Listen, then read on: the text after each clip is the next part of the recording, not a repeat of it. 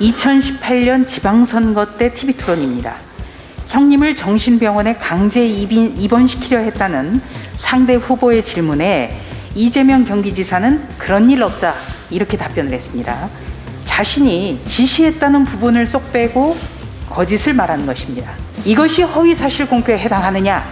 바로 이 점이 이재명 지사의 2심 재판 때의 쟁점이었습니다. 그런데 대법원은 적극적이고 일방적으로 드러내서 알리려는 의도가 아니다 이렇게 판단했습니다.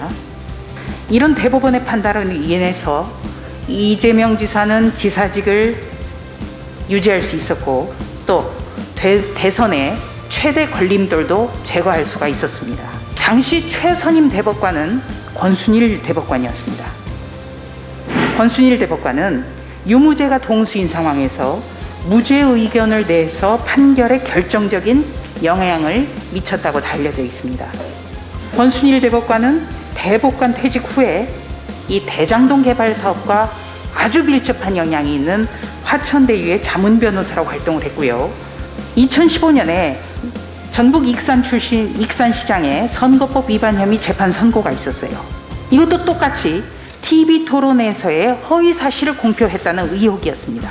주심이었던 권순일 대법관은 기존 판례들을 인용하면서 유죄를 선고했고 익산시장은 시장직을 상실했습니다. 바로 이랬던 권 대법관이 2020년 이재명 경기지사 재판에서는 헌법상 표현의 자유의 관점에서 사건을 바라봐야 된다 이렇게 관점을 180도 바꿨고요. 동일 인물인가? 저장님, 법관이 본인 스스로의 판례를 뒤집으면서 이렇게 할 수 있는 것 흔한 일입니까?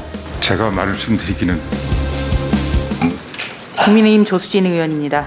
지금 PPT가 잘 보이실지 모르겠어요. 질의에 앞서서 상황 설명을 좀 드려야 될 것 같습니다. 저 PPT는요. 2018년 지방선거 때 TV토론입니다. 형님을 정신병원에 강제 입원시키려 했다는 상대 후보의 질문에 이재명 경기지사는 그런 일 없다 이렇게 답변을 했습니다. 최종적으로 못하게 했다 이렇게도 말했습니다. 자신이 지시했다는 부분을 쏙 빼고 거짓을 말하는 것입니다. 이것이 허위사실 공표에 해당하느냐? 바로 이 점이 이재명 지사의 2심 재판 때의 쟁점이었습니다. 그런데 대법원은 적극적이고 일방적으로 드러내서 알리려는 의도가 아니다 이렇게 판단했습니다. 선거에서 TV토론의 비중은 갈수록 커지고 있습니다. 또 선거 TV토론에서 거짓말로 답해도 되느냐? 바로 이 점이 논란이 굉장히 컸고요. 지금도 논란이 큰 것입니다. 이런 대법원의 판단으로 인해서 이재명 지사는 지사직을 유지할 수 있었고 또 대선의 최대 걸림돌도 제거할 수가 있었습니다. 당시 최선임 대법관은 권순일 대법관이었습니다. 권순일 대법관은 유무죄가 동수인 상황에서 무죄 의견을 내서 판결에 결정적인 영향을 미쳤다고 알려져 있습니다. 또 이 지사와 대장동 그 사업의 관계가 당시 판결문에 나오는데 권순일 대법관은 대법관 퇴직 후에 이 대장동 개발 사업과 아주 밀접한 영향이 있는 화천대유의 자문 변호사로 활동을 했고요. 또 변호사 등록도 하지 않은 상태에서 있습니다. 지금 좀 설명을 드렸는데요.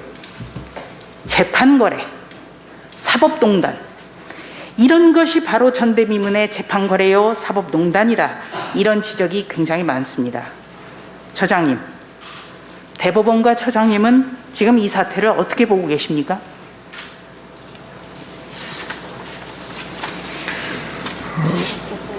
어쨌든 무거운 마음으로 상황을 지켜보고 있습니다. 왜냐하면 저희들은 각각 어쨌든 대법관님들이 각자의 고민으로 본인들의 관점에 따라 가지고 판결을 했고 그렇게 됐음에도 불구하고 이런 일이 불거져서 이런저런 비판적 시각이 나오는 것 자체에 대해서 매우 안타깝게 생각하고 있기 때문에 이 상황 자체가 진상이 이 사실관계가 밝혀지기를 뭐 지켜보고 있는 수밖에 없다라고 생각하고 있습니다. 예, 사실관계가 밝혀져야 된다 이렇게 답변을 하셨는데 그렇다면 재판거래라든지 사법농단이라는 의혹에 대해서는 어느 정도 인정을 하시기 때문에 이런 답변을 하신 거라고 저는 생각을 합니다.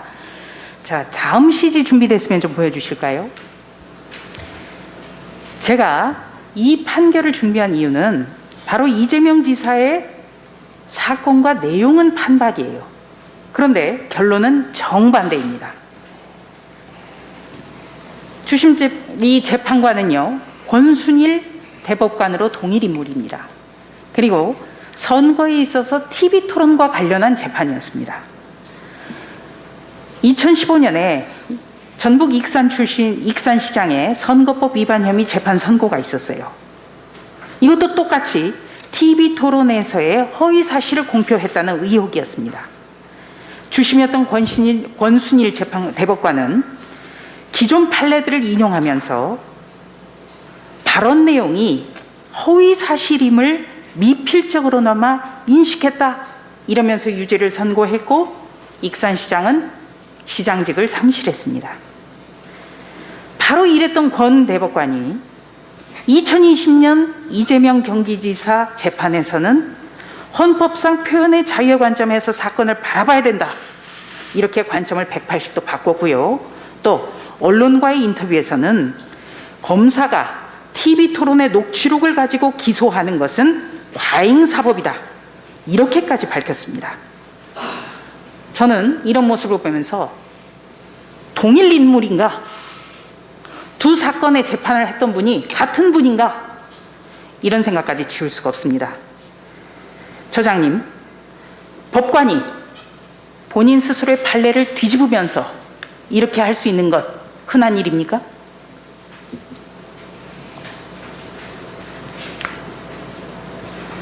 제가 말씀드리기는 저 재판에 제가 관여를 안 해서 말씀드리기가 좀 곤란한 것 같습니다. 익산시장 사건에 네, 말씀하시기 곤란하다. 그런데 참 이상하죠? 사람들이 참 이해가 안 간다, 이상하다 이렇게 느끼는 거는 인정하시겠습니까?